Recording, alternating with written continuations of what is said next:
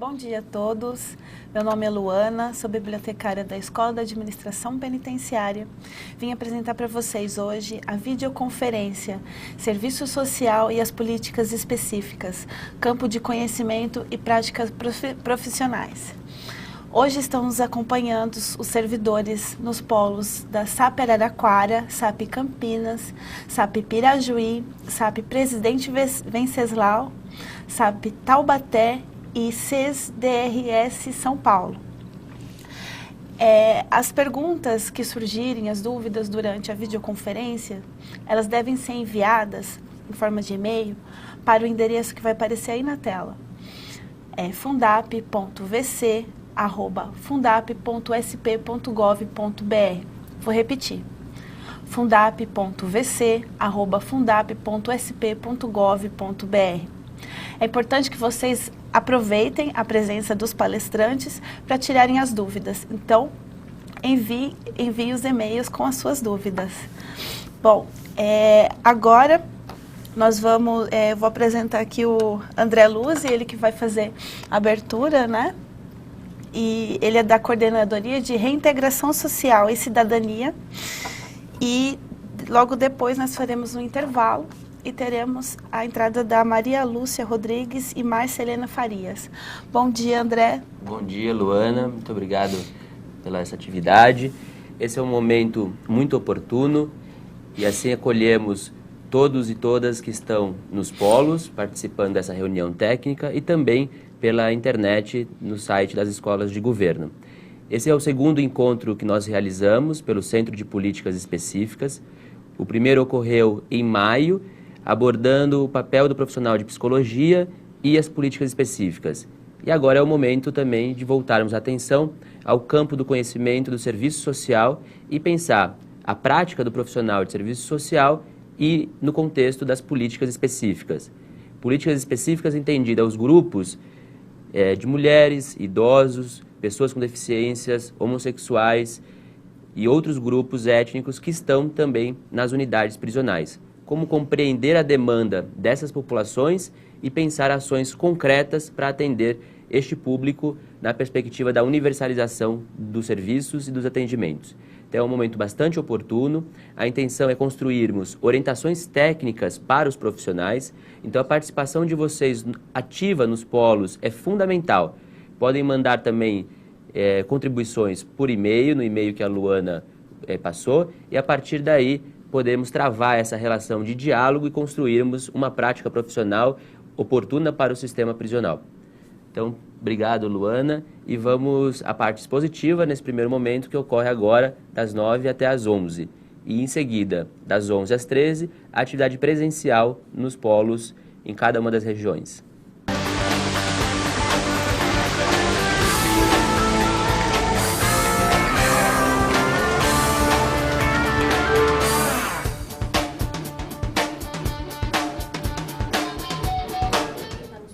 Olá, bom dia mais uma vez. Reiniciamos a transmissão da palestra em videoconferência que integra a reunião técnica regional sobre serviço social e as políticas específicas, campo de conhecimento e práticas profissionais. Essa atividade é realizada pelo CPE, Centro de Políticas Específicas, e conta com o apoio da Escola da Administração Penitenciária e também do TecReg, da Secretaria de Gestão Pública. Vocês podem participar diretamente dos polos, como muitos já estão fazendo, e também por e-mail, mandando suas sugestões e contribuições para o e-mail que vai aparecer, fundap.vc@fundap.sp.gov.br. Todas as contribuições são fundamentais para esse nosso estudo que começamos nesse momento.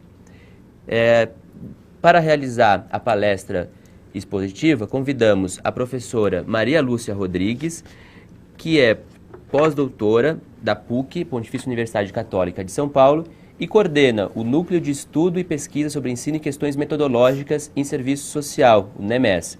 E também para contribuir neste debate, a pós-doutoranda, professora Márcia Helena Farias, pós-doutoranda da PUC também de São Paulo. Esse é um momento bastante oportuno, convidamos a todos a participarem ativamente deste encontro, ouvindo atentamente as contribuições das nossas colegas e depois interagindo no momento de contribuições aberto ao público. Professoras, bem-vindas. E passamos a palavras para a exposição. Muito obrigada. Um bom dia a todos que estão nos assistindo. Esta exposição tem como objetivo atender ao convite, à solicitação da Coordenadoria de Reintegração Social e Cidadania, no sentido de problematizar e apresentar alguns argumentos para uma reflexão partilhada com os profissionais sobre a condição da mulher presa no sistema prisional do Estado de São Paulo. O núcleo, desde 2009, o núcleo que eu coordeno, que é o NEMES, né, do Programa de Estudos Pós-Graduados em Serviço Social, da PUC de São Paulo, vem se dedicando ao estudo dessa complexa temática relativa ao fenômeno criminológico feminino, com a finalidade de lhe dar maior visibilidade.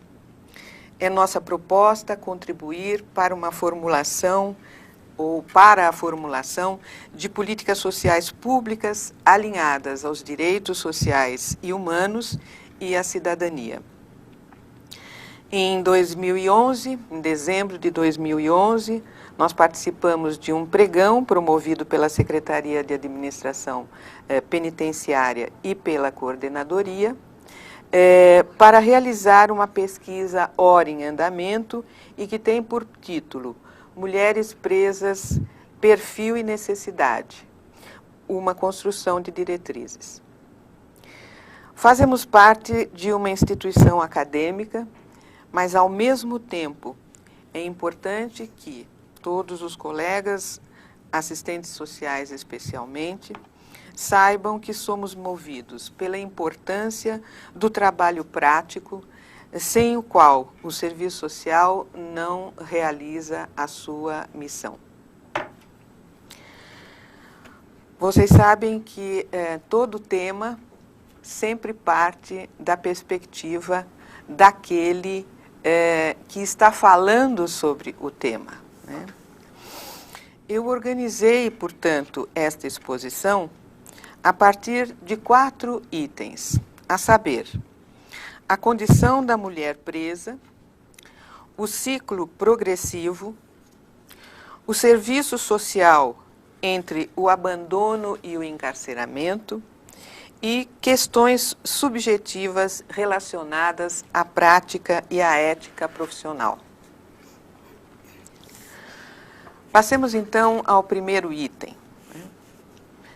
Mas eu gostaria de iniciar este item remetendo-nos ao desafio da epígrafe que diz: pode-se julgar o grau de civilização de uma sociedade entrando nas suas prisões. Essa é uma citação do Edgar Morin em seu livro La Voix, relativa a Dostoiévski. Deixa essa epígrafe como o início de um desafio colocado para todos os assistentes sociais e todos aqueles profissionais que trabalham diretamente ou indiretamente ligados ao sistema prisional. Bom, sabemos que todos aqui conhecem bem a condição da mulher presa. Vamos partir desse pressuposto. Entretanto, é importante lembrar algumas informações procurando uma certa articulação entre todas elas. Vejamos, por exemplo, o aumento da população carcerária feminina brasileira em comparação à masculina no período de 2001 a 2010. A taxa de crescimento de 286% da população carcerária feminina no Brasil, verificada no intervalo de 10 anos, evidencia um significativo aumento da presença da mulher no sistema penitenciário, sobretudo quando comparada à taxa de crescimento da população carcerária masculina verificada no mesmo período. Em números relativos, isso significa dizer que, enquanto o crescimento da população carcerária masculina duplicou nesse período de 10 anos, a população feminina triplicou. E se quisermos fazer um exercício prospectivo, seguindo a mesma proporcionalidade, dentro de 10 anos, mesmo período, teríamos por volta de 80.600 mulheres presas. Isto considerado dentro de uma perspectiva de evolução criminológica na mesma intensidade do presente. De um ponto de vista microconjuntural, é possível observar que se trata de um processo contínuo e não circunstancial, pouco considerado e que se reflete com grande relevância nas condições de acolhimento das unidades penitenciárias expressas no desequilíbrio e na gravidade patente das taxas de ocupação. E do ponto de vista macroestrutural social, é possível considerar que a motivação para o delito é um fenômeno que vem ganhando proporções consideráveis, que envolve a mulher e, quando chega a atingi-la, então se amplia enormemente, envolvendo toda a estrutura geracional familiar, filhos, avós, irmãos, tios, etc. Passemos então a um pouco mais de informações para a análise, através do que eu defino como ciclo progressivo. Tudo indica que o aumento do índice de mulheres presas tem intrínseca relação com a pobreza e com a progressão mundial do tráfico de drogas. Considerada uma das atividades organizadas mais rentáveis, é difícil a gente ter que aceitar isto, né? O tráfico mantém consumidores historicamente fiéis e, portanto, uma invejável sustentabilidade. Atualmente, o crack é a droga mais consumida, segundo estatísticas, atingindo 98,7% das cidades brasileiras. São Paulo e o Rio de Janeiro são os dois maiores centros consumidores de cocaína, distribuídos em 87% dos municípios. Até os dias atuais, este é o crime de maior progressão e crescimento. Em 2010, o tráfico nacional atingia 14.057 mulheres presas e o internacional 586, aqui no Brasil. Em 2011, o tráfico nacional atingiu 15.897 mulheres e o internacional 1.014, ou seja, em um ano dobrou. As taxas de ocupação, tanto no sistema prisional masculino como no feminino no Brasil, em 2010, mostram que tanto homem como mulheres são equivalentes. Homens e mulheres são presos pelo mesmo trabalho-crime, ou, como elas costumam dizer, pelo mesmo trabalho moderno. O tráfico de drogas passou a ser considerado um negócio de família. Não faremos aqui análises estruturais sobre este ciclo progressivo de aumento populacional prisional, pois todos sabemos das grandes contradições sociais do sistema capitalista em que vivemos e que envolve o fenômeno criminológico. Mas é importante lembrar um paradoxo. Os que vão presos não são os consumidores de classe média ou classe alta, mas aqueles que trabalham para que elas possam consumir. A pobreza dessa população é cada vez mais de caráter transnacional, assim como o tráfico, que passa a ser pensado como uma estratégia de sobrevivência dessa mesma população e de acesso fácil a bens e serviços.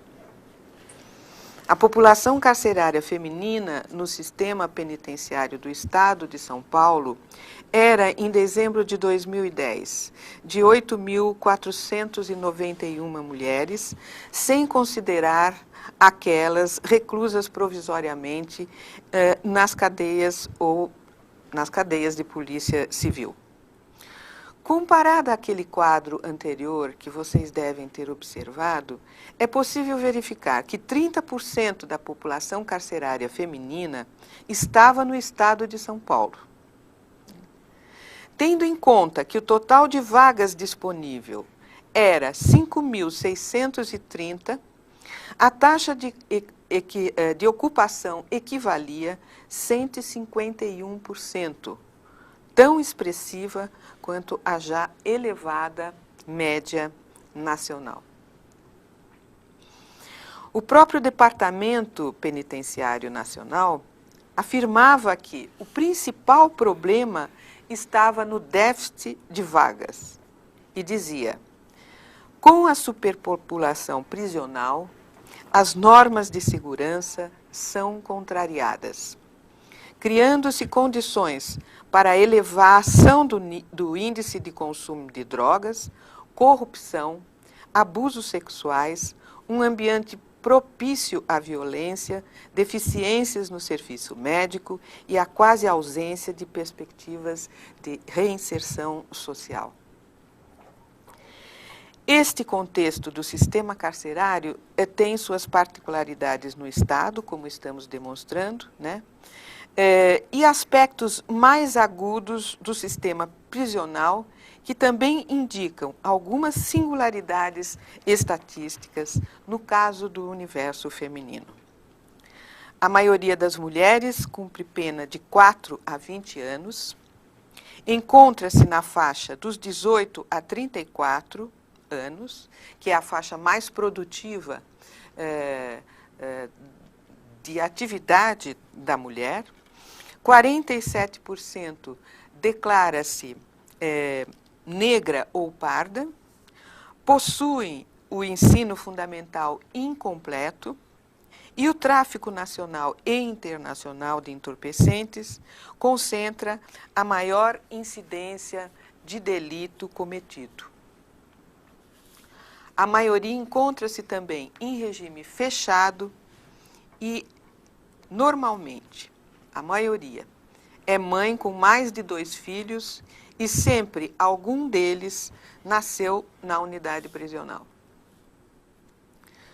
Não conhecem o Proegresso ou programas de reintegração social e as maiores queixas concentram-se na área das relações humanas, especialmente no que diz respeito à humilhação e desrespeito. Concentram-se ainda na área da saúde, das condições de maternagem, de higiene, de educação e de trabalho. Decorrem desta realidade outros aspectos importantes, como os relativos a infraestruturas, né?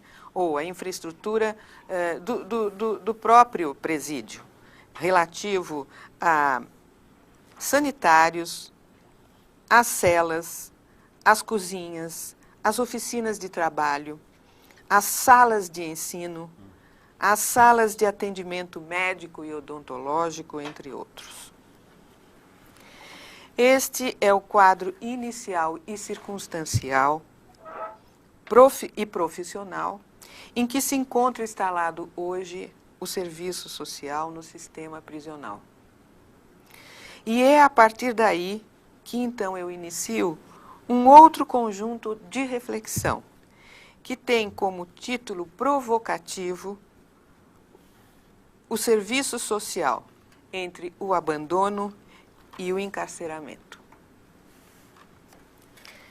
Se fizermos um levantamento dos últimos congressos e encontros de serviço social, promovidos pelas instâncias representativas da profissão, vamos verificar que esta temática relativa ao trabalho do serviço social nas prisões não tem prioridade nas pautas de discussão profissional.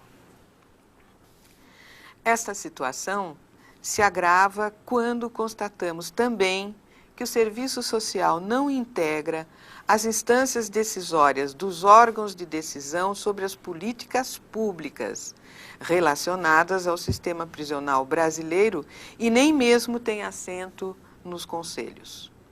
O Conselho Penitenciário de São Paulo possui 30 membros entre efetivos e suplentes, mas não conta com assistentes sociais. O único conselho com a participação de um assistente social é o Conselho de Comunidade, ou Conselho da Comunidade, garantido através da LEP.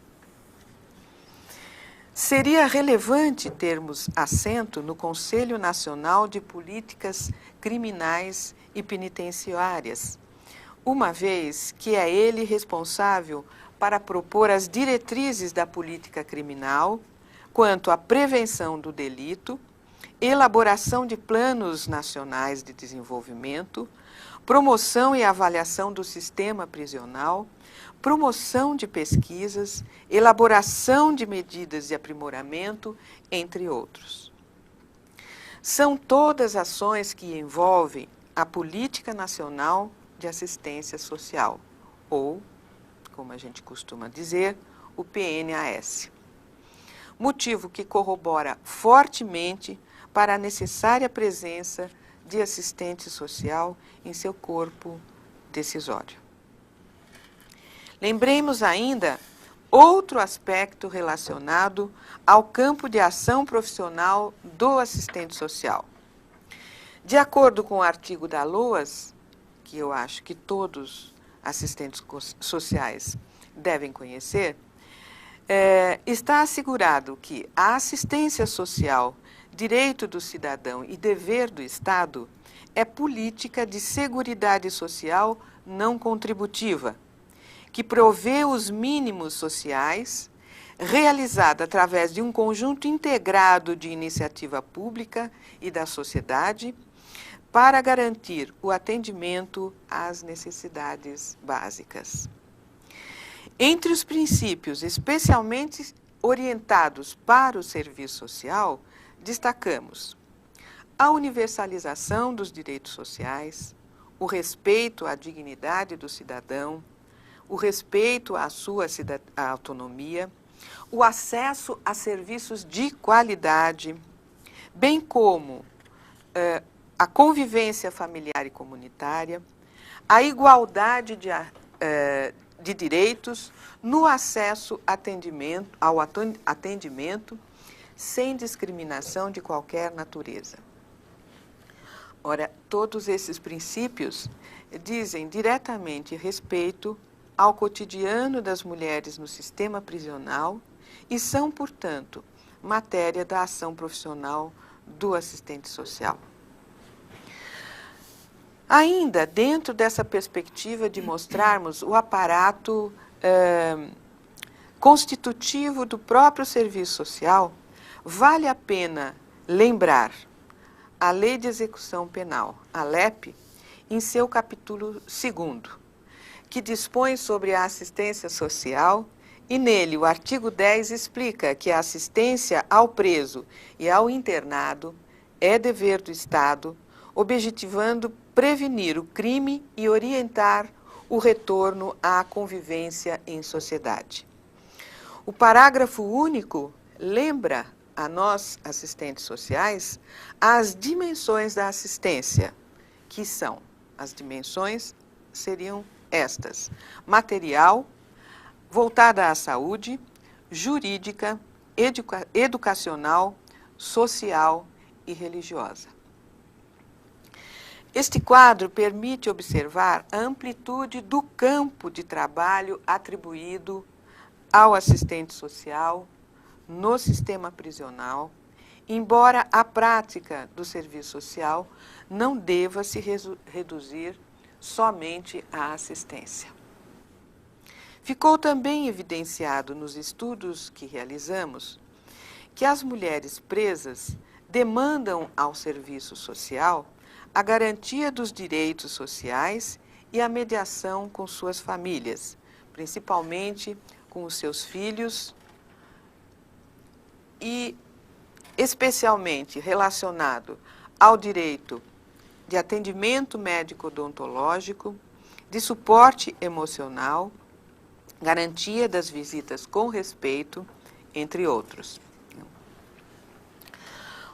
O serviço social pode realizar no sistema prisional um bom trabalho de escuta qualificada. Portanto, quando dizemos suporte emocional, é neste sentido, o da escuta qualificada.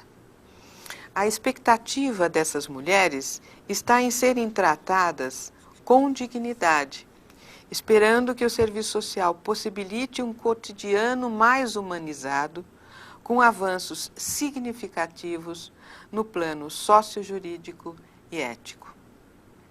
Ao serviço social cabe o cuidado para não naturalizar a violência prisional reforçada pelo próprio delito. A mulher presa já tem sua pena na privação da liberdade. Através do depoimento de algumas mulheres, constatamos que existe ainda uma forte distância entre elas e os assistentes sociais e que o trabalho profissional parece ter, no momento, pouco efeito nas instituições prisionais pesquisadas. Abordadas sobre o trabalho com família, uma das mulheres entrevistadas responde: para sermos atendidas por alguém, temos que escrever muitas e muitas cartinhas falando: eu preciso resolver essa situação, eu estou na pendência de tal coisa. Só que daí demora. Elas só conversam com a gente resolve ali com elas, depois vem o papel na cela, citando qual foi a resposta do que já foi, do que se foi falar, e aí a gente tem que passar isso para a família.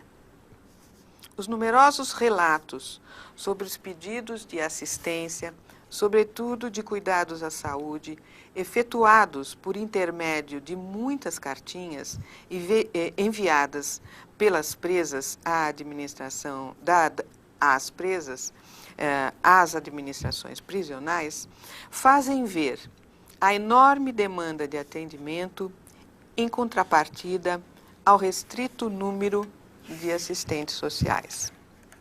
Cabe aqui uma pergunta: por que o assistente social precisa de tantas cartinhas para ter acesso aos seus sujeitos?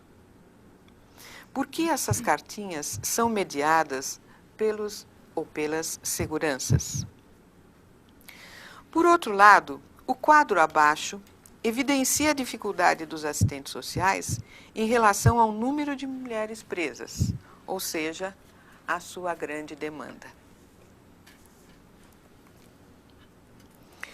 Como vemos, o número é proporcionalmente pequeno diante da demanda para o serviço social.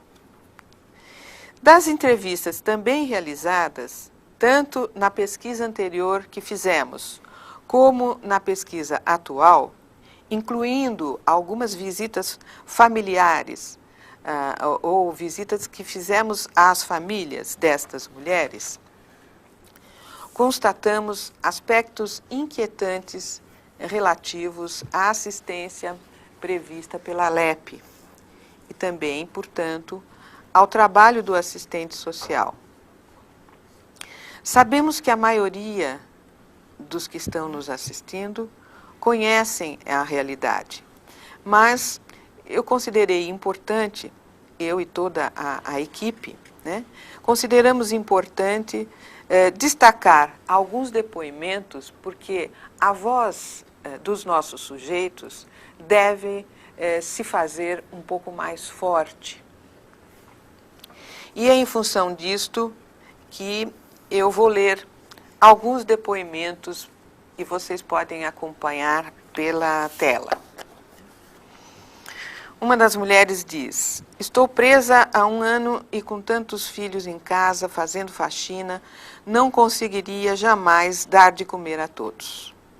Meu 5º filho começou a traficar e a partir daí compramos casa, carro e comemos bem. Mas quando a polícia chegou, foi todo mundo preso. Minha casa foi considerada ponto de droga. Se pudesse mudar algo aqui na prisão, eu mudaria o atendimento médico. A cadeia não está preparada para receber a mulher idosa. Um outro depoimento diz o seguinte: mudaria aqui a questão da visita e do atendimento à saúde. Aqui é um lugar frio, gelado, de sofrimento e de solidão. Para ser atendido por alguém, você precisa mandar muita carta. Fui presa grávida de 2 meses e meio, na cadeia de Bauru, com mais de 17 mulheres na cela, todas fumavam. O bebê nasceu muito doente, com o nariz escorrendo e pneumonia. Não podia amamentar porque ele não podia ficar com fumaça de cigarro. Por isso, tive que desmamar e entregar para minha irmã. Lá fora, o ar é puro e ele nunca mais teve problemas. Fui muito maltratada pela polícia no dia em que fui dar à luz o bebê. O hospital era gelado, eles não tiveram nenhum cuidado ao me levar até o hospital, fui algemada no porta-malas e o carro dirigido em alta velocidade sem cuidado nenhum. Minha filha nasceu sem ar, ficou com problemas no ouvido e no coração. Não pude ver meus familiares que não puderam entrar com roupas no hospital. Era inverno e ficamos sem roupa durante 2 dias, com o bebê enrolado em um pedaço de pano. Com o frio, o bebê não parava de tossir e, algemada, as outras mulheres nos tratavam como se fosse um monstro de outro planeta. Elas diziam, as profissionais da saúde, que as outras presas iam acabar me ajudando. Umas mães com tantas roupas e eu sem nenhuma para colocar no meu bebê. Não existia lugar para amamentação nem condições para a minha permanência com o bebê. Eu perguntava: e o kit do programa Mãe Paulistana? Quando virá? E uma última fala. O assistente social tirou o meu direito à Bolsa Família e eu nunca entendi. Mas minha mãe é deficiente e a vizinha que quem cuida dela e dos meus 5 filhos. O pai das crianças também está preso em Ourinhos. Eu sei que isto é um lado dos problemas que ocorrem na prisão. Mas é com este lado que o serviço social tem que trabalhar. Então, se o assistente social tem como principal objetivo a busca da efetivação dos direitos humanos e sociais, e é esta a expectativa que as mulheres têm com relação à sua condição no cárcere, o que vem inviabilizando ou fragilizando o exercício profissional do assistente social no sistema prisional. O que se passa com esse profissional que, tanto como as mulheres, parece que está encarcerado?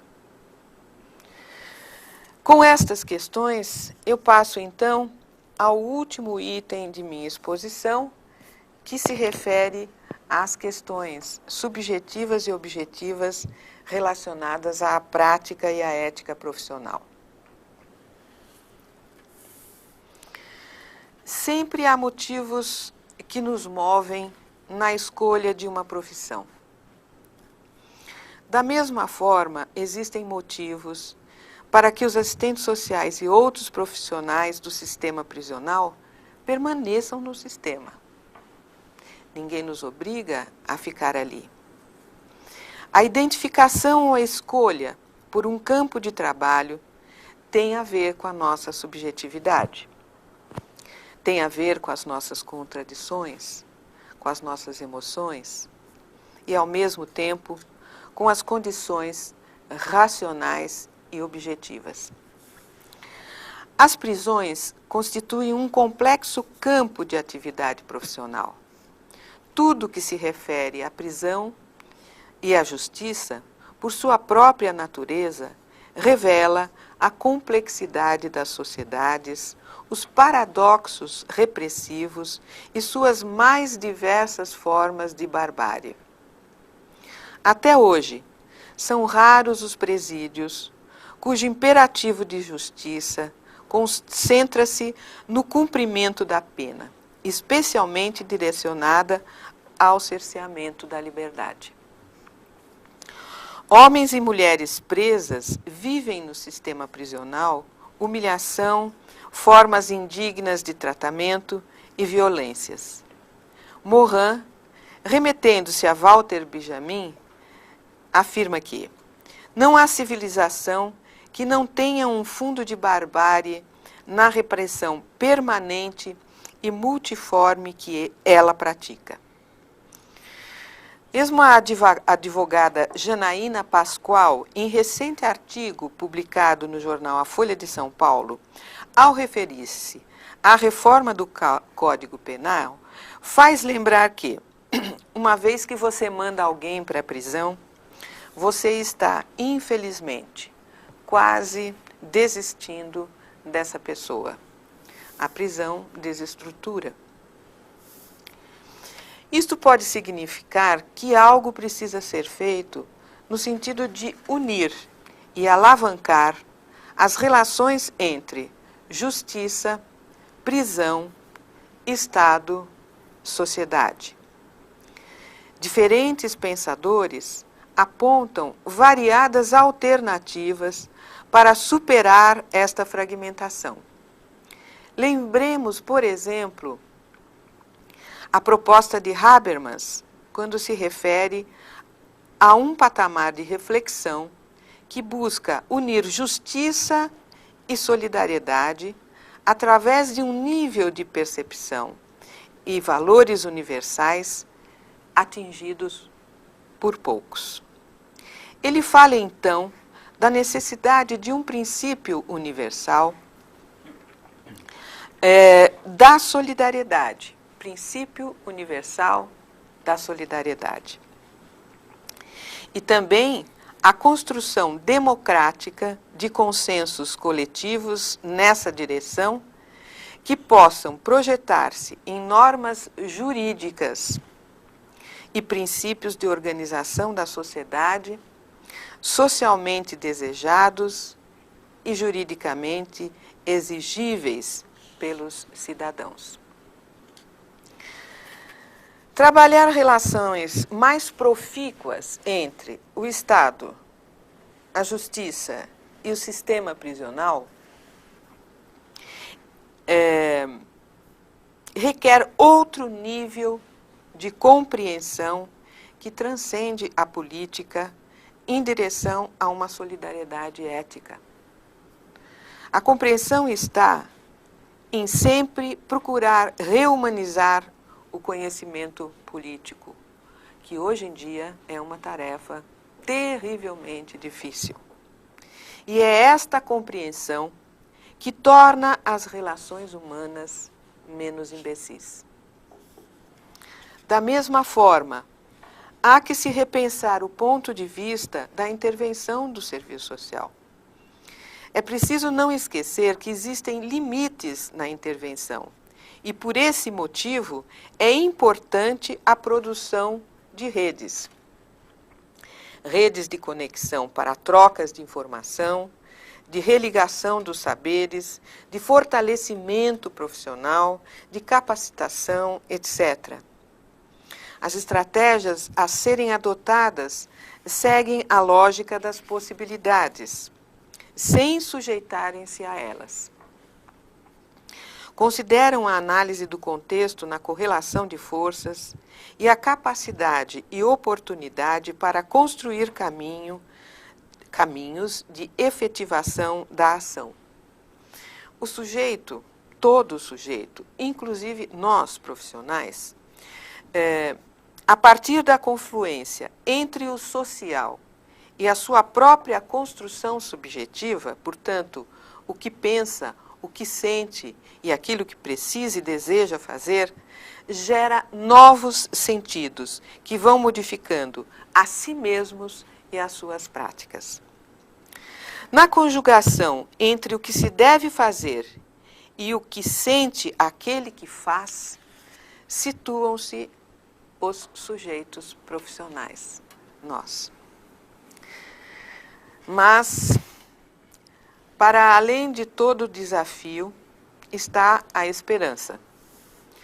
A esperança de uma prática renovadora está lá, ou aí, onde resistimos àquilo que separa, que desintegra, que distancia, mesmo sabendo que a separação, a desintegração e o distanciamento ganharão a partida.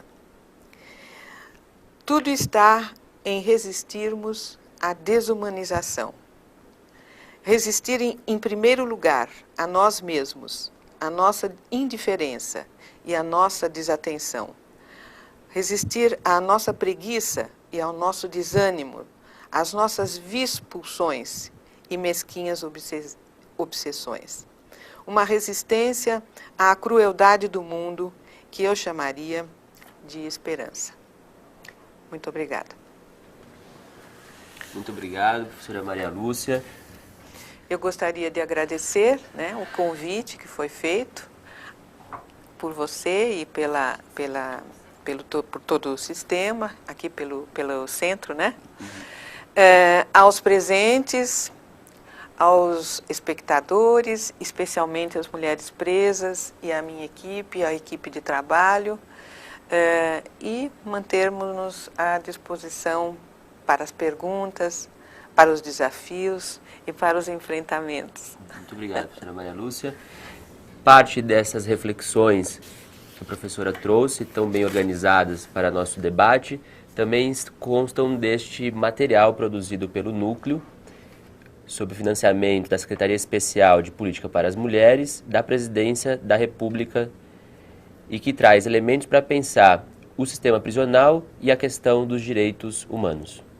Esse material está à disposição do Centro de Políticas Específicas e podemos também passar a todos vocês oportunamente.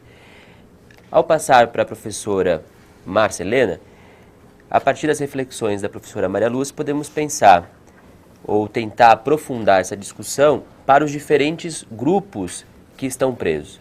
Mulheres, idosos, pessoas com deficiências, diferentes orientações sexuais, estrangeiros. E aí fica esse nosso grande desafio. Como articular as questões ético-políticas de um projeto do serviço social ao atendimento ao público preso e às suas famílias? Como é possível, professora Márcia Helena, dentro dos estudos que vocês vêm desenvolvendo no Núcleo, propor uma ação que oriente o trabalho dos profissionais técnicos e tente, de certa forma, também mobilizar o conjunto dos profissionais e autoridades penitenciárias para implantar este novo paradigma? Ok, André, professora, a todos, muito obrigada pelo convite. E é um desafio, não é? A todos nós que nos propomos a trabalhar com esses sujeitos, não é? Com essas mulheres presas, com seus filhos e com as suas famílias, né? Durante esses 5 anos, no sistema prisional, ficou evidenciado que a compreensão das diferenças é o objeto maior da nossa atividade, né? Os seus laços, não é? A família, as suas relações simbólicas com o contexto, não é? A moradia, o lugar de onde elas vêm, a questão de raça, não é? Ficou evidenciado que a maioria dos nossos sujeitos são mulheres negras ou pardas, e têm uma faixa etária bastante heterogênea hoje, ou muito jovens. No entanto, algumas pessoas Nós temos encontrado muitas pessoas e mulheres idosas com outras necessidades específicas, de orientação sexual diversa, não é? E de valores diferentes e de religiosidade diversa. No entanto, o atendimento eu chamaria de uma busca proativa, que elas têm a expectativa de que o assistente social faça, até mesmo porque nós, assistentes sociais, somos referências desses sujeitos nos ambientes onde elas vivem, foram criadas, desde muito antes de nascer. Os abrigos, não é? Muitas delas passaram pela antiga FEBEM, pela atual Fundação Casa, e grande parte dela tem os seus filhos hoje abrigados.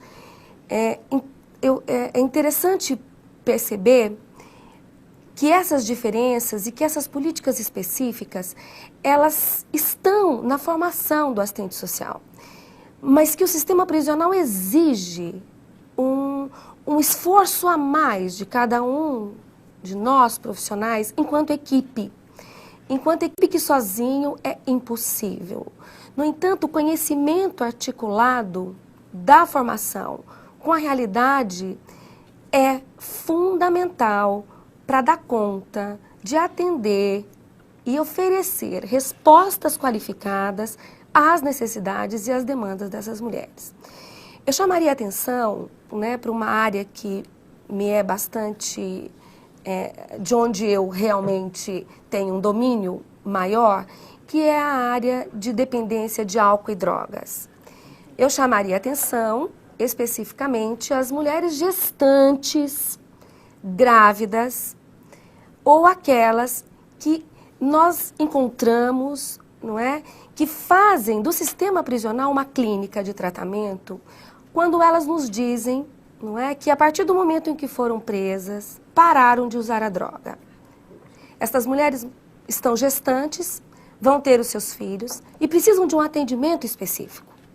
E o assistente social pode oferecer, não é, uma gama de serviços disponíveis pela rede socioassistencial e que oferece condições, não é, de atendê-las de uma forma bastante objetiva e humanizada.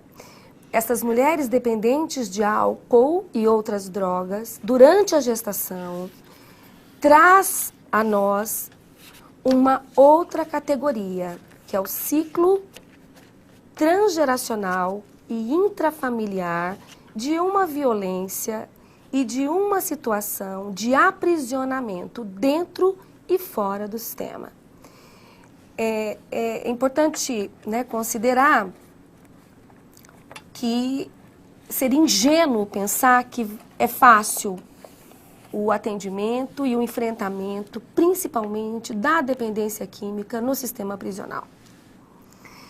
No entanto, a boa vontade, não é, encontrada por nós dentro do sistema, pelos profissionais e pelos voluntários que lá estão, nos oferece elementos que poderiam nos ajudar e ajudar aos profissionais que lá estão, de um novo enfrentamento, de uma reconsideração, inclusive do voluntariado. Quando falamos do comprometimento das religiões, não é, que muitas vezes nós negamos na nossa formação e que encontramos dentro do sistema, de uma verdade, de uma esperança necessária para essas mulheres, e que, ao profissional, a necessidade de articular esses conceitos, tentando eliminar uma parte do preconceito e do conservadorismo que muitas vezes nos acompanha. Os nossos valores são infinitamente diferentes da vivência desses sujeitos com quem nós estamos no nosso cotidiano. Ou seja, a mulher presa, os seus filhos e a família que está realmente encarcerada. Eu chamaria a atenção para a síndrome alcoólica fetal. Não é? O uso do álcool não começa dentro do sistema prisional. Ele é transgeracional, intrafamiliar e vai muito além do sistema prisional hoje aqui tratado por nós.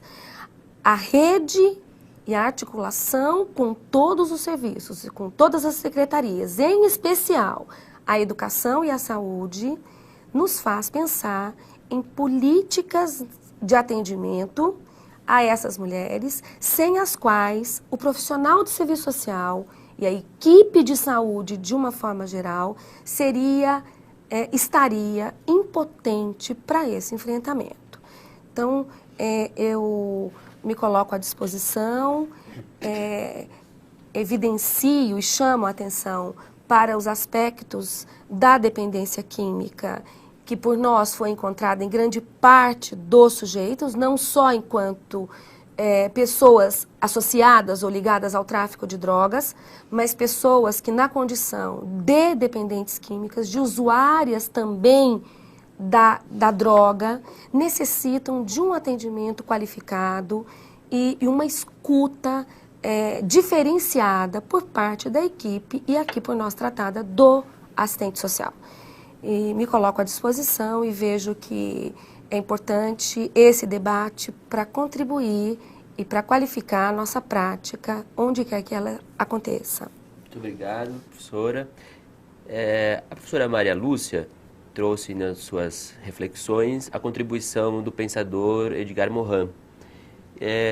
De que maneira esse pensamento complexo que o autor traz dá espaço para entendermos as multidimensões para esses grupos populacionais específicos e que conjunto teórico metodológico possibilita o que a senhora falou de escuta qualificada, né? Quando a gente tem todas a mediação feita pelas cartas, pelas grandes barreiras até a chegada do profissional. Então, como garantir esse olhar da complexidade e, ao mesmo tempo, uma prática profissional que se apoie nessa escuta qualificada que a senhora apontou? Pois é, não deixa de ser um grande desafio trazer para o corpo de conhecimentos do serviço social uma teoria como é a teoria da complexidade do pensador Edgar Morin. Edgar Morin é um indisciplinado, né? Ele se diz um indisciplinado, mas ele é um humanista planetário, né? Toda a proposta de sistematização dos conhecimentos e da teoria que ele desenvolve está assentada em dois conjuntos básicos: na ética de compreensão e de humanização e no conhecimento e, portanto, na reforma do conhecimento. Ele parte do pressuposto que todos os profissionais deveriam tentar superar a fragmentação do conhecimento. Foi a partir do século XVII e XVIII que se iniciou a grande trajetória, né, da divisão no âmbito das ciências sociais, sociologia, pedagogia, papapá. Essa divisão enfraquece, é claro, toda divisão enfraquece a constituição de forças no sentido, no caso aqui nosso, de uma humanização. Então, eu vejo que a proposta do Morin é perfeitamente articulada àquilo que nós temos como proposta pelo próprio Código de Ética Profissional e pela ética que não seja do código, ou seja, a ética da compreensão, a ética da humanização, a ética da democracia das ideias, a ética da escuta, por exemplo. O que significa isso? Significa que eu preciso mudar um pouco o modo de observar os fenômenos sociais, né? No interior do sistema prisional, o assistente social se sente talvez solitário, mas quem pode começar a acionar uma mudança cultural dentro do sistema prisional? Quem poderia fazer isso lá dentro? É claro, a gente pode pensar no diretor, a gente pode pensar, não sei, no psicólogo, Mas não, eu acho que esta procura de mudança de cultura, que é o que o Morin fala, de mudança de visão a respeito do que significa a totalidade, quer dizer, o que significa o homem como centro do seu universo, né?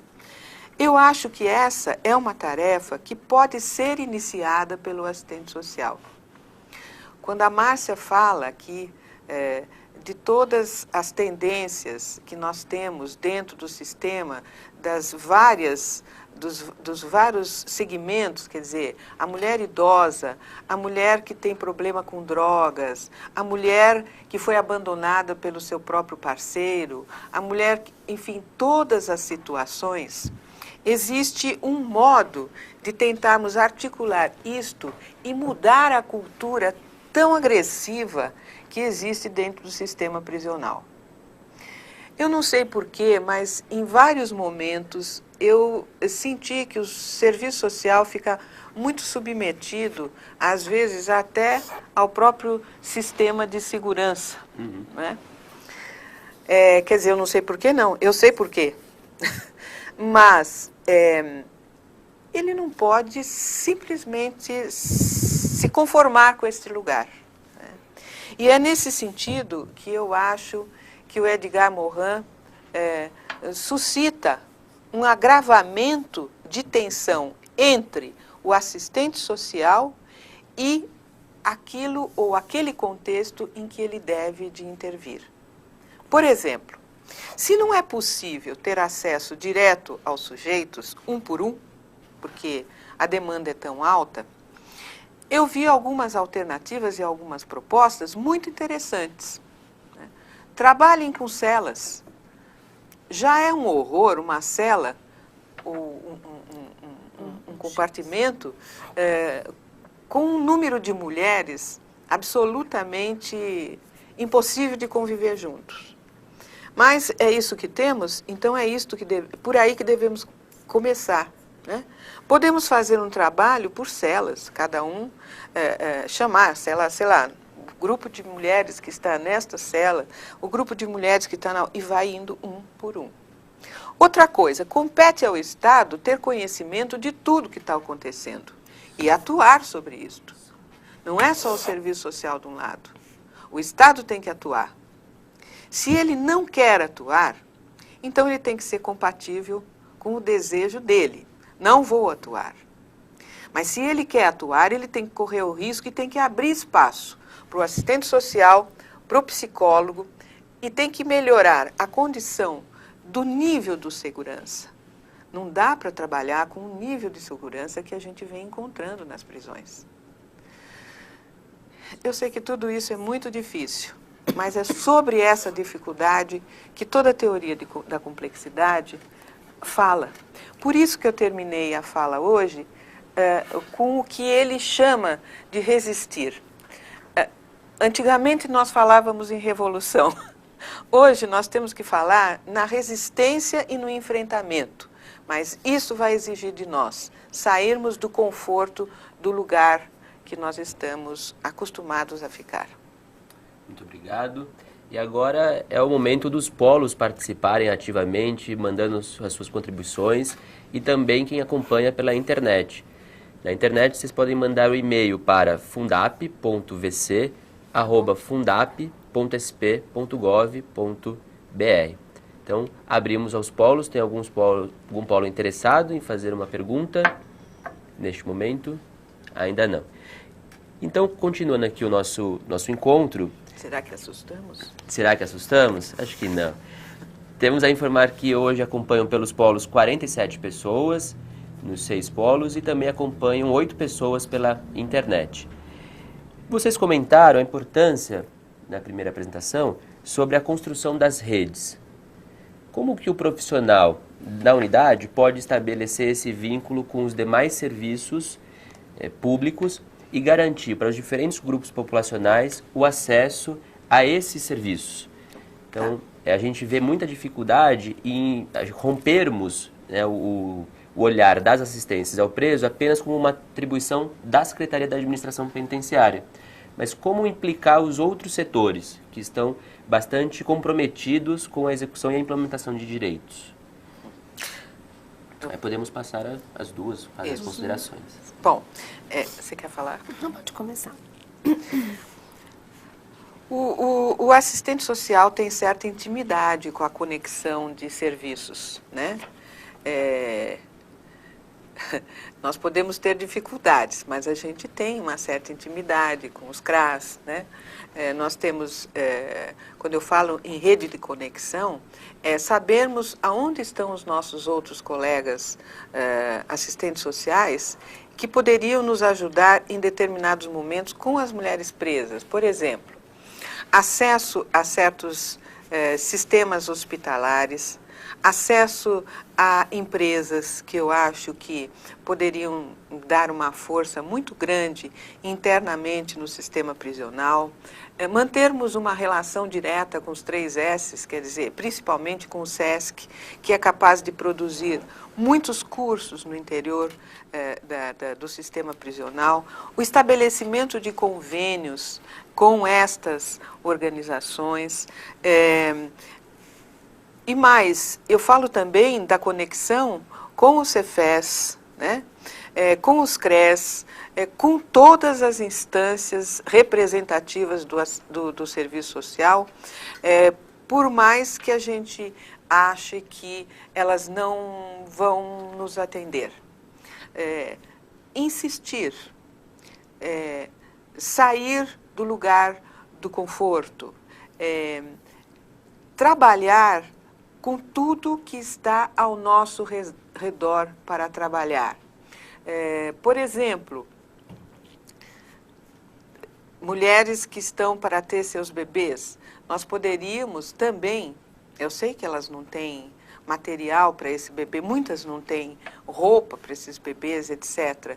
Então, nós poderíamos ter contato com outras empresas que produzem roupas de bebês, enfim, existem infinitas articulações e conexões que nós poderíamos produzir.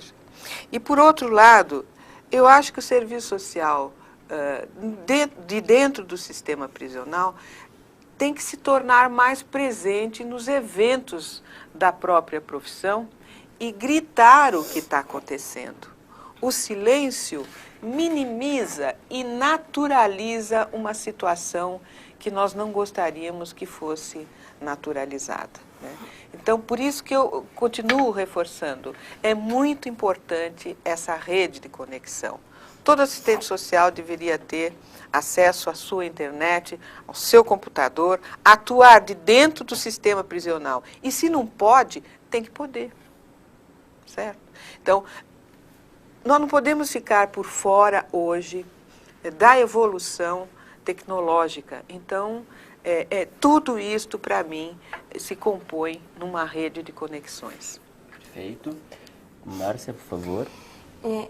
Eu chamaria atenção para as questões de gênero, né, que nos impactam dentro do sistema prisional. Essa mulher que está lá dentro, ela representa cada uma de nós que também está lá dentro e está aqui fora. No entanto, a violência de gênero, né, ocorrida dentro do sistema, ela é, se não potencializada, daquela violência que já existe aqui fora. Onde essa mulher ela é submetida a um machismo social, não é? A uma violência, né, econômica, física, sexual, moral, psicológica e que é histórica para todas nós mulheres e que dentro do sistema isso é potencializado. E ela reproduz essa violência também no seu dia a dia. Na relação com os filhos, na relação com o outro, na relação com a colega, muitas vezes perdendo ainda um único fio da meada, que é a sua identidade como mulher. Eu chamaria atenção para as questões relativas ao cuidado do cabelo, ao cuidado dos dentes, né? Quando elas nos chamam a atenção de que elas precisam do dente, não é, para poder sorrir, para olhar para o espelho e encontrarem uma outra que elas têm expectativa de ser. O cuidado do cabelo, da unha, né, é algo que nos chama muita atenção, pois essas mulheres estão, na sua grande maioria, com a necessidade de estar com suas unhas, né, quase que impecáveis, desenhadas. Elas fazem umas das outras, e isso é uma dimensão que muitas vezes, antes de chegar ao sistema, enquanto assistente social, e formada dentro de uma perspectiva sociocrítica, parecia-me muito menor do que de verdade o é. E isso, dentro do sistema prisional, acaba por ser algo de extrema relevância. Eu chamaria a atenção que a condição de mãe também é exacerbada dentro do sistema, como se fosse uma possibilidade de retomada, muitas vezes, da culpa que pesa sobre essas mulheres, principalmente quando elas têm a oportunidade de pensar e refletir por onde andam os filhos, né? Muitas vezes nunca mais elas vão os ver, como o caso das estrangeiras. Eu chamaria a atenção das mulheres que têm seus filhos, né? Levados, né? Deportados, extraditados para os países de origem. E estas mulheres vão cumprir penas muito altas no sistema prisional no Brasil. E essas mulheres, elas perdem o contato completo, né, com a criança, com a cultura e com a sua condição de ser humano. Eu chamaria atenção para alguns casos específicos, não é, destas mulheres, quando elas são retiradas, né, quando lhes são retiradas a possibilidade de amamentar estas crianças, quando logo que presas na Polícia Federal, e que essas crianças vão para alguns abrigos. Então, eu chamaria atenção porque o choro desta criança, a Marilena Chaui fala de uma forma muito chama muita atenção e pertinente, quando ela diz da teoria das necessidades. É necessidade do quê? É necessidade de um conteúdo humano, humanizado, e que está no outro e está em mim, nas suas mais diferentes formas. Então, eu realmente gostaria muito de pontuar essa relação de gênero, não é, com todas as dificuldades que está lá dentro e que também está aqui fora. Obrigado, Márcia. Vamos ouvir agora o Polo, aqui de São Paulo, a sua contribuição. Podem falar.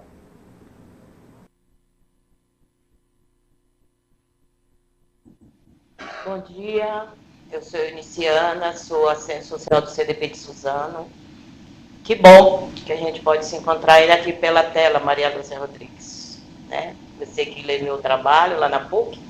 Então, meus parabéns, gostei muito da sua fala, nos instiga a repensar nossa prática, nos alimenta, nos retroalimenta e nos faz pensar, né, nessa questão que tu coloca, da questão da subjetividade, do nosso encarceramento, que eu acho, né, que às vezes a gente se sente mesmo encarcerada como profissional, né, e às vezes, né, a ironia, né, eu costumo dizer que a parte fácil, né, de trabalhar no sistema penitenciário é atender os presos, que nesse momento eu me encontro atendendo preso. E bom, né, eu ter vindo, eu sempre digo, eu vou ao debate, que é uma forma de eu me respirar outros ares que não seja o ar da prisão. Né? Ar da prisão velado, né? O invisível que é firme, na verdade, contra as nossas ações.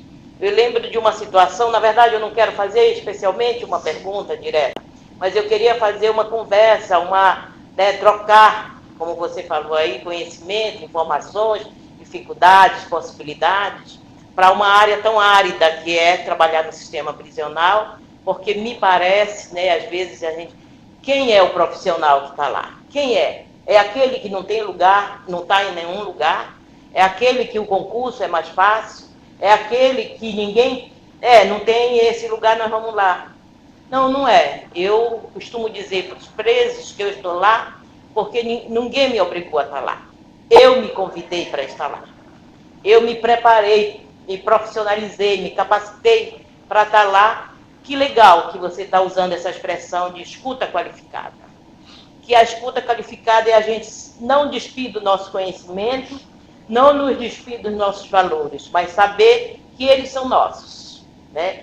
Que a nós pertence e a gente pode estar no nosso lugar, mas não distante dos sujeitos com os quais estamos trabalhando.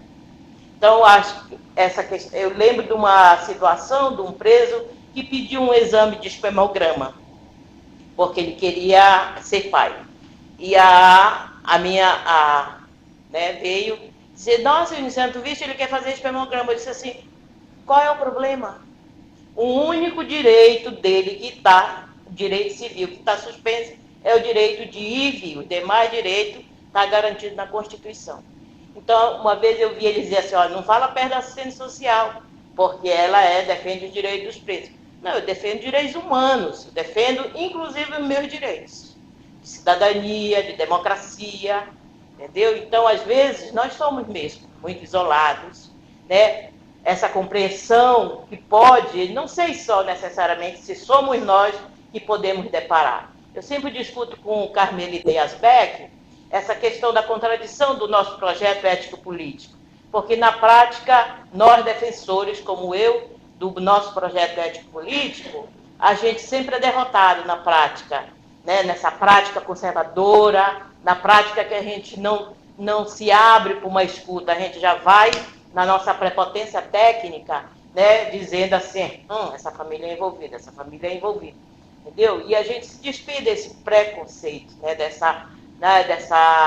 Como eu tive o prazer, né, de ter aula com o Edgar Morin, né, na PUC São Paulo, então eu gosto da complexidade das suas provocações, das suas instigações, de tirar mesmo a gente da nossa zona de conforto. Então eu parabenizo, né, a Coordenadoria de Políticas Específicas, porque eu acho que, né, como feminista, como uma pesquisadora da área de gênero, então a gente tem mesmo dificuldade. Quando a gente trabalhava no centro hospitalar, e aqui a Marisa, né, está aqui com a gente, que a gente trabalhava com as mulheres grávidas, presas, então foi um tempo muito legal trabalhar no centro hospitalar, que a gente, né, fazia os grupos com as mulheres, com os grupos de grávidas, né, discutia, brigava como era o hospital lá da Zona Norte?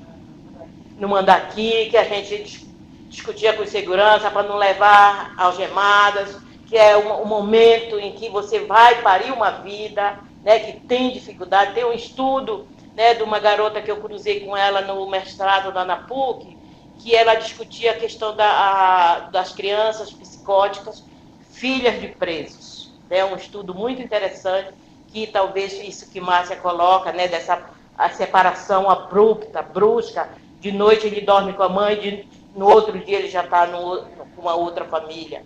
Então, eu acho que esse debate é fecundo, é importante, é pertinente, é instigador. Que bom, muito obrigada, agradeço pela oportunidade, né, da gente estar, né, longe das grades, longe das grades invisíveis, né, porque as grades visíveis é fácil a gente driblar. Né, o pior do driblar, talvez isso, que ela nos convide a resistir, seja a gente resistir às nossas grades e às grades alheias invisíveis, tá? Passo a palavra. Obrigado, Eunice, do Polo aqui de São Paulo. E vamos ouvir agora a contribuição do Polo de Campinas, que por pouco quase não participou hoje, porque faltando 10 minutos acabou a luz lá no Polo. Imagina só. Mas agora restabelecido, participem ativamente. Podem falar.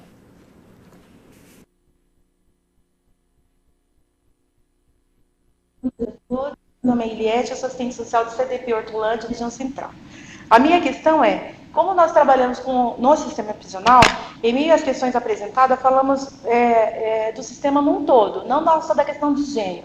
Como só foi discutida a questão da mulher presa, eu me preocupo com as outras questões, pelo número de funcionários que temos, né, de técnicos profissionais da região, e pela questão da efetivação das redes, porque nem todos os profissionais nosso contexto têm possibilidade de estar chegando a essas redes, não pela questão do profissional não querer ir, mas pelo próprio apoio da própria secretaria, enfim. falta de condições técnicas para isso, de aprimoramento na questão do trabalho, na questão de locomoção. São solicitadas algumas visitas técnicas e nós não temos condições. Então, o que acontece? O serviço social ele não tem representatividade dentro do nosso sistema ainda. Quando a pessoa está do lado de fora, é muito bacana tudo isso está acontecendo, essas propostas estão sendo colocadas. Mas quem vive a realidade de trabalhar sozinha com 1.900, 1.800 presos dentro de uma unidade, é uma outra situação, uma outra realidade. A gente tem que contar com a questão da boa vontade da segurança em si, mesmo porque ela é fundamental para o nosso trabalho, mesmo para a questão pessoal e profissional, e a questão dos outros lá fora, que é as famílias que nós também atendemos. Como trabalhar tudo isso sozinho? A questão de sistematizar o trabalho. Que eu creio que a nossa profissão, ela perpassa a questão do serviço social. Ela vai muito além disso, da questão interna, mas externa também.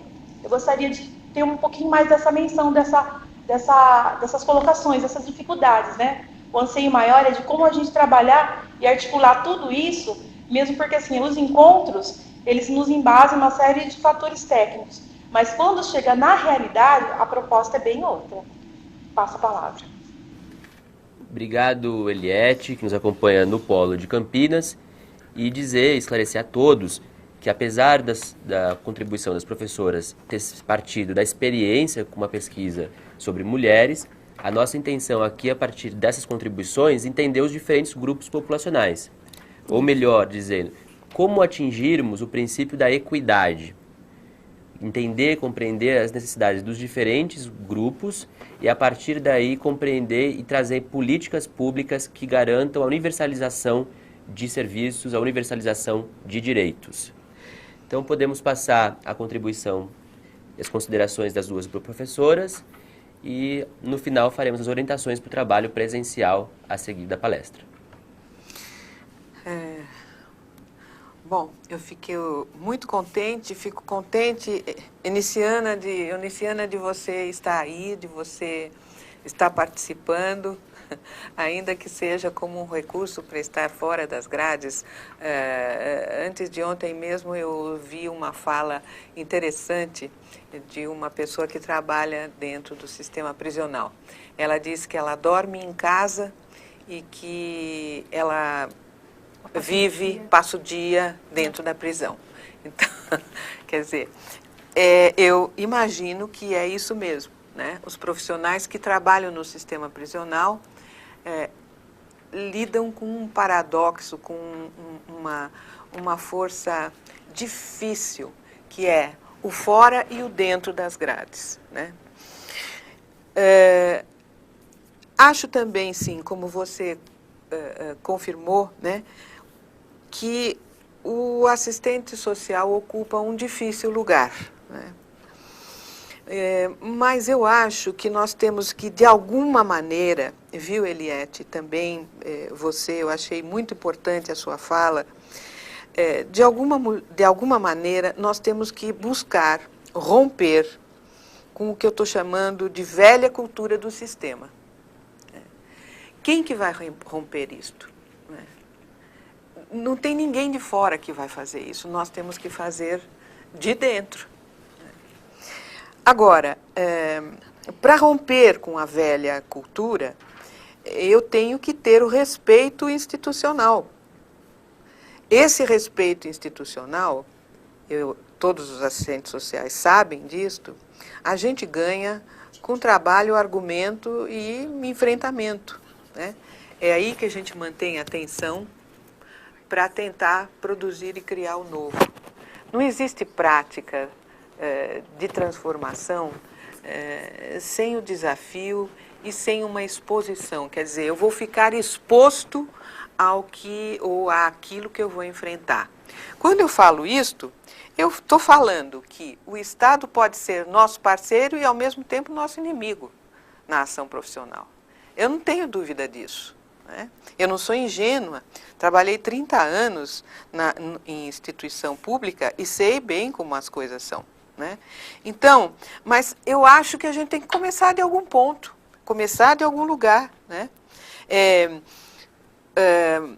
Falta de condição técnica, Eliette. Você tem toda a razão, temos falta de condição técnica. O que significa a falta de condição técnica? O que falta? Vamos descrever, pontuar, né? Para saber o que é que está faltando, que está inibindo a nossa prática, né?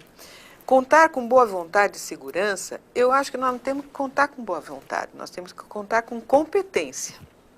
Se o segurança, ele também precisa mudar aquela cultura de porque ele é segurança, ele é dono do poder, certo? Nós lidamos só com poder, é micropoder dentro do sistema prisional. E vocês sabem muito bem, como Foucault diz, o micropoder é uma violência. Então, a segurança não tem que ter mais o poder que o assistente social. Ela tem que se restringir ao trabalho de segurança. Quem tem que fazer o trabalho social e psicossocial são os profissionais afetos a essa condição, a esse trabalho, né?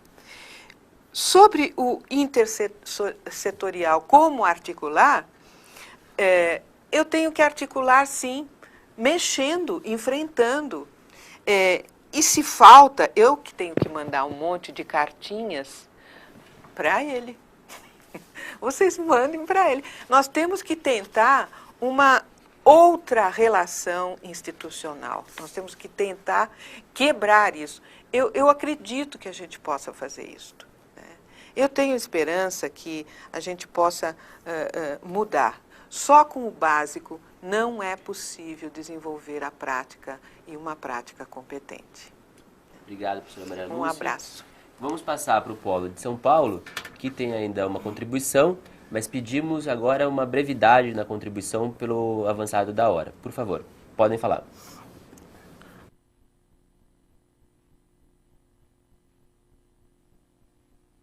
Do CDPBL1, que é Centro de Detenção Provisória.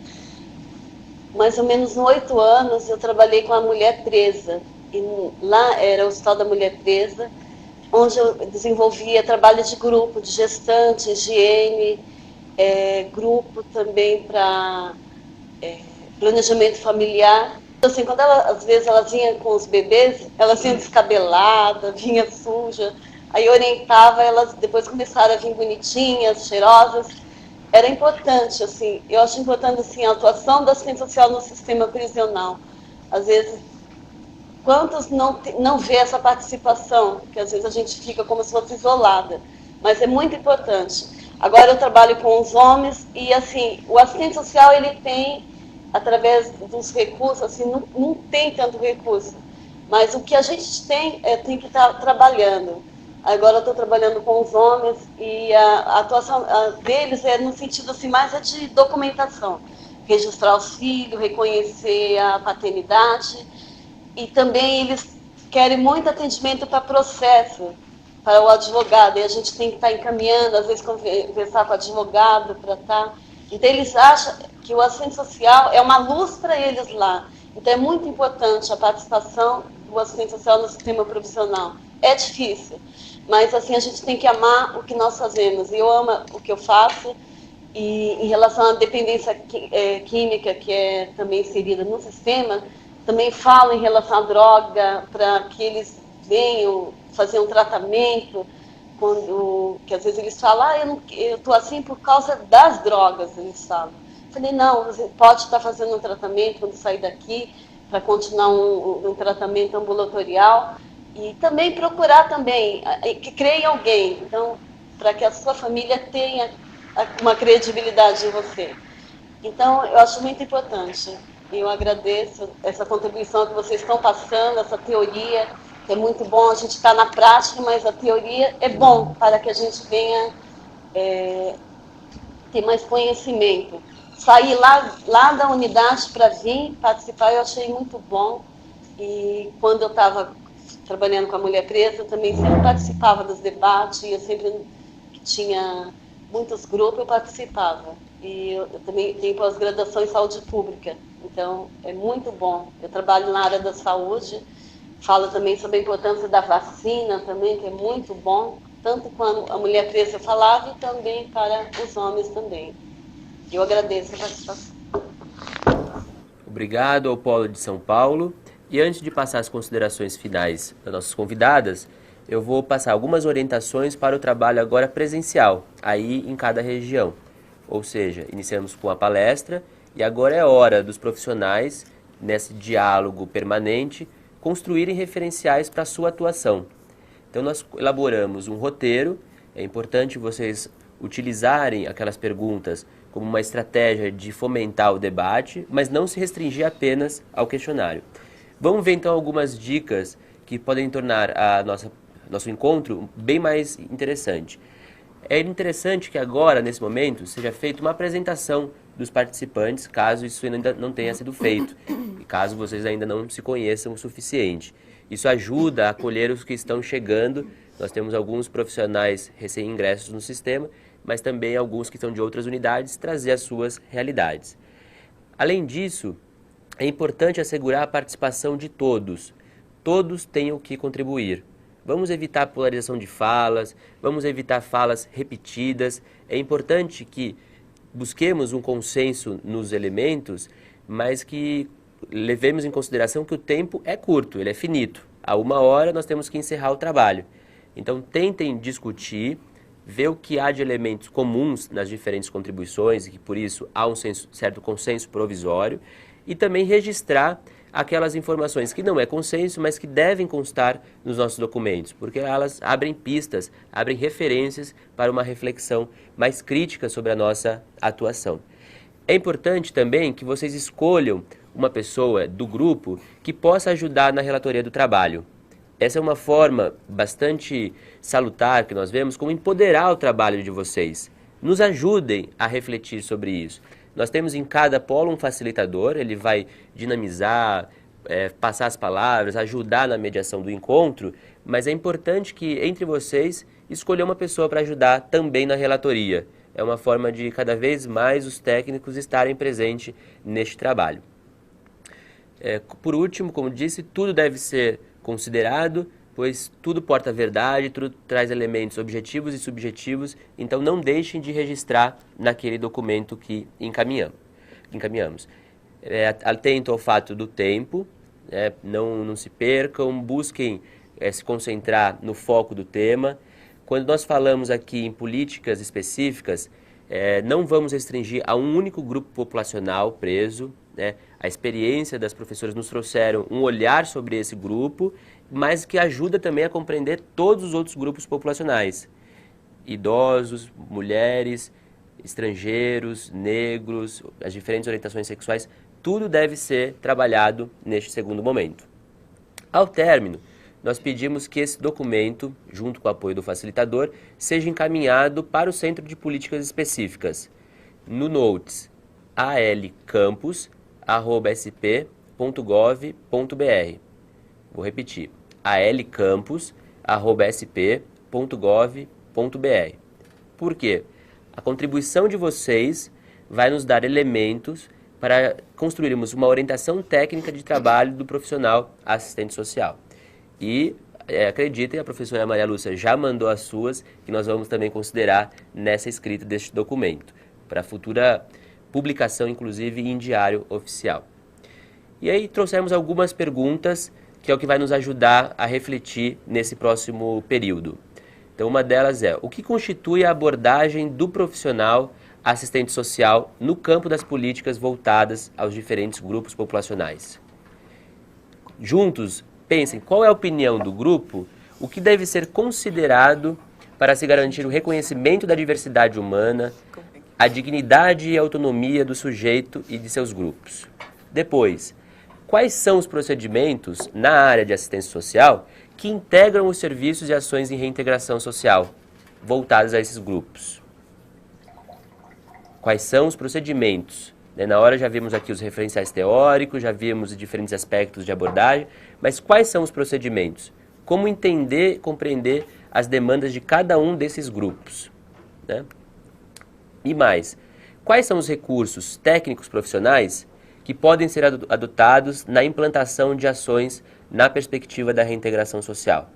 Agora é hora de destrincharmos tudo que vimos discutindo e apresentarmos estes recursos para socializar as experiências e que mais pessoas possam fazer o que tem sido exemplar, que tenha atingido os resultados esperados.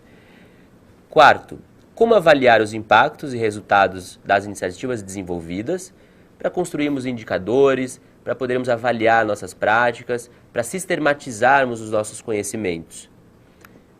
5. Como devem ser feitos os registros dos atendimentos, sejam eles individuais ou em grupo? Quais são os instrumentos que nós podemos lançar mão? E, por fim, quais são os aspectos éticos que devem ser considerados nesta abordagem? Esses foram alguns pontos, algumas reflexões que nós trouxemos para ajudar o trabalho. Mas não se esgota só nisso. Quem quiser trazer outros elementos, podem trazer, porque será de fundamental contribuição para a nossa discussão. Então, esse agora é o momento de vocês, nos polos.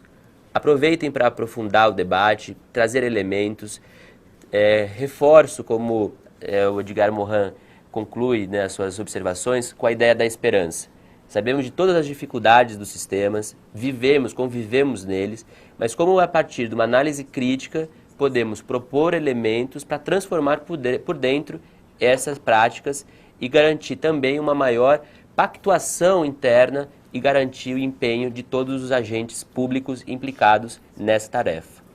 Então eu passo agora as considerações finais da professora Maria Lúcia Rodrigues e também da professora Marcelena Farias. Por favor. Bom, eu quero agradecer a todas vocês, assistentes sociais que estão aí em diferentes lugares, né? E dizer o seguinte, que a proposta nossa é mesmo uma proposta de esperança, mas é de uma esperança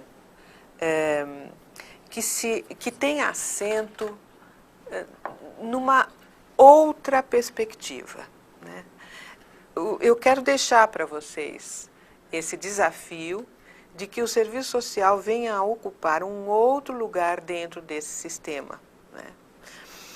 Quero também dizer para todas que é muito difícil o trabalho que todas vocês têm por desenvolver dentro do sistema. Tanto as que lidam com o feminino como as que lidam com o masculino. Mas nós precisamos melhorar a nossa qualificação dentro do sistema, né? Quando eu digo melhorar, não é para o Estado, é para nós, né?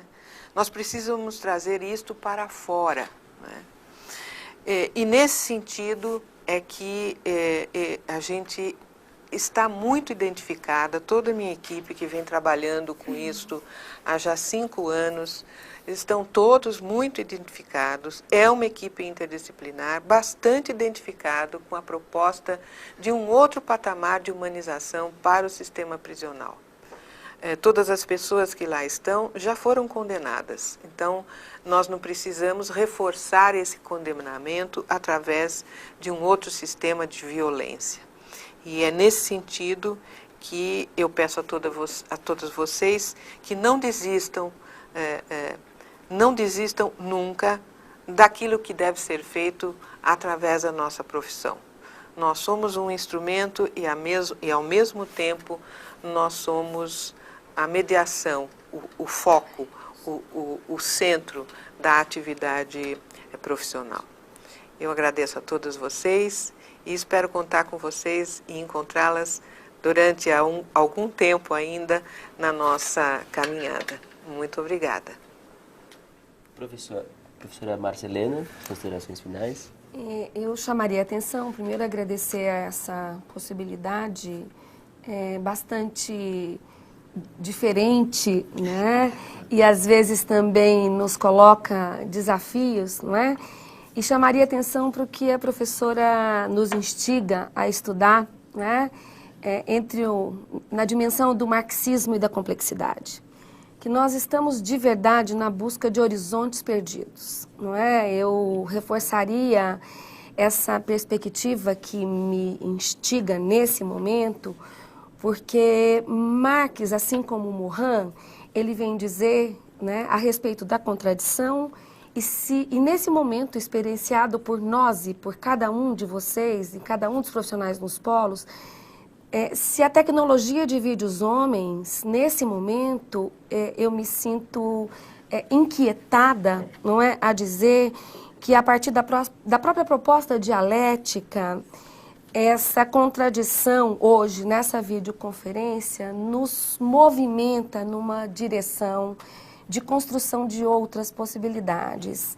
E que esse abandono que muitas vezes sofremos no cotidiano também nos impulsione, não é, a construir e a sair desta condição para uma visibilidade, principalmente aqui e agora.